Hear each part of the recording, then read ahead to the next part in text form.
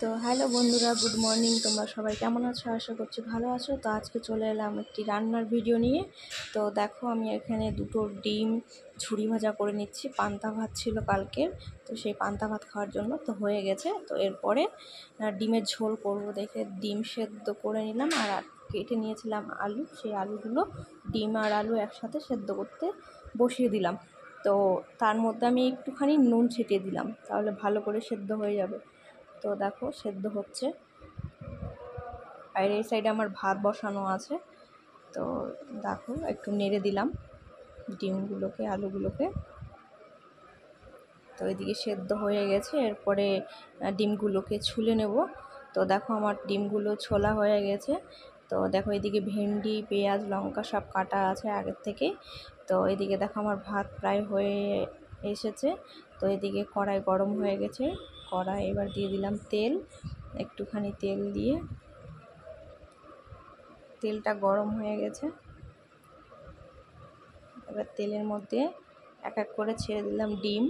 তো ডিমটা আগে ভেজে উঠাবো। তো দেখো, আজকে ছিল প্রচণ্ড গরম, বলার কথা না, এত গরম। তো যাই হোক, গরম হলে কী করবো, রান্না করে তো খেতেই হবে। তো দেখো, এদিকে আমার ডিম ভাজা হয়ে গেছে। তো ডিমগুলো এবার তুলে নেব। দেখো, ডিমগুলো আমি তুলে নিচ্ছি।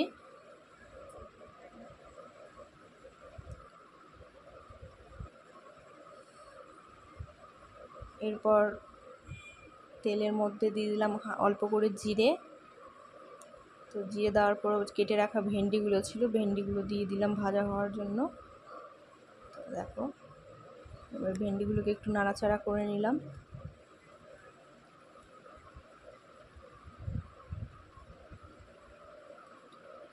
এরপর ভেতরে দিব,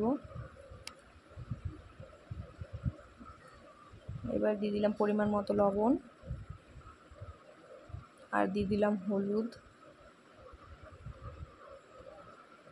দেখো, হলুদ দিয়ে দেওয়া হয়ে গেছে। এবার নাড়াচাড়া করে নেব। নাড়াচাড়া করে ভালো করে ভেজে নেব ভেন্ডিটা। তো ভেন্ডি প্রায় ভাজা শেষের দিকে। দেখো, স্নান করেই চলে এসেছি রান্না করতে। এত গরম যে স্নান করার পরে আবার স্নান করে নিয়েছি ঘেমেই। তো ভেন্ডি ভাজা কমপ্লিট। তো এবার আবার কড়াইতে তেল দিয়ে দিয়েছি। এবার দিয়ে দিলাম হালকা করে জিরা। জিরাটাকে একটু নেড়ে নিলাম। নেড়ে নেওয়ার পরে কেটে রাখা পেঁয়াজ আর লঙ্কা কুচি দিয়ে দিলাম। দিয়ে একটু নাড়াচাড়া করে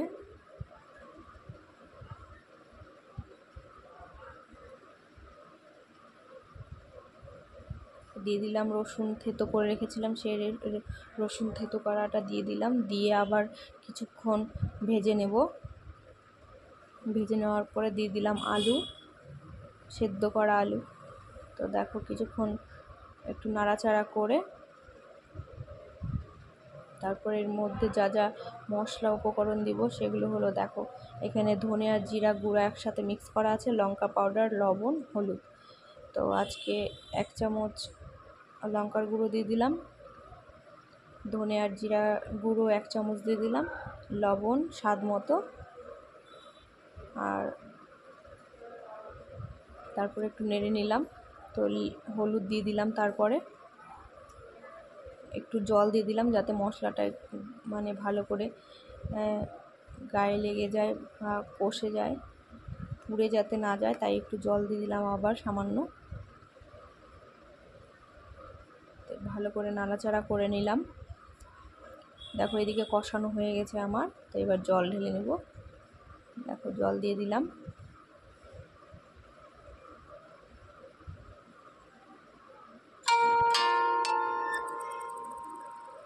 এবার দেখো, ডিমগুলো ভেজে রেখেছিলাম।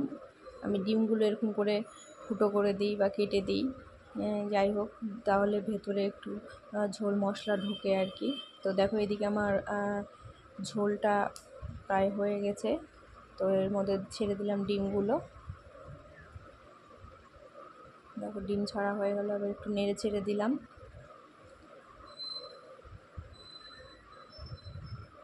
তো এইভাবেই কিছুক্ষণ রেখে দিব। জাল হওয়ার জন্য দেখো আমার তরকারি হয়ে গেছে, গ্যাস অফ করে দিয়েছি। এবার এটাকে গাবলায় নামিয়ে নিলাম। দেখো কেমন হয়েছে বন্ধুরা জানাবে। দেখা হবে পরের ভিডিওতে, টাটা।